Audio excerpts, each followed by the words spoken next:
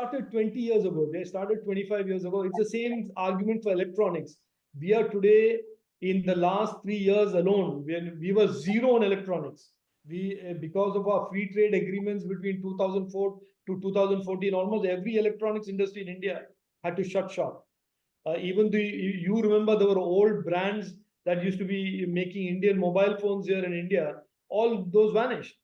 It is after 2014 that the Prime Minister started encouraging electronics manufacturing. And Apple, I use Apple as an example, they started manufacturing in 2021. In the last 3 years alone, they have today reached a scale where the 14% of the total global manufacturing is done in India the last 3 years alone. So it is like a race. China started this race 30 years ago. We were sleeping for many years. We were not capable for many years. Now suddenly we put on our tracksuit. We have a coach, our Prime Minister, who says, come, I'll train you to sprint here and win. We've come up and lined up at the starting stage, and we are running fast.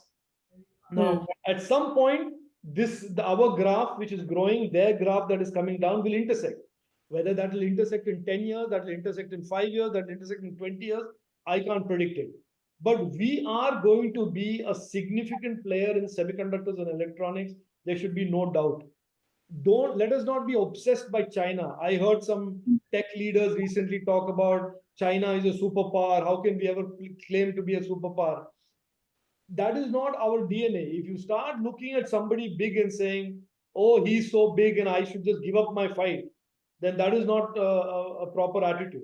Yes, China is strong. China started much earlier. China had strategic leadership that focused on this 30 years, 25 years ago. Our leadership did not. We are now focused on it.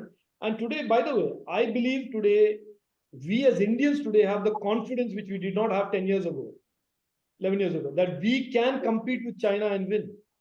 And I am disappointed that there are some tech leaders who want to make us underconfident by saying, no, but China is so big, China is so big. Yeah, China is so big, so what? The US is so big. That doesn't mean that we don't we stop dreaming and we stop working. No, we will work, we will continue to dream. And I think when you have dreams and you work hard, you can achieve those.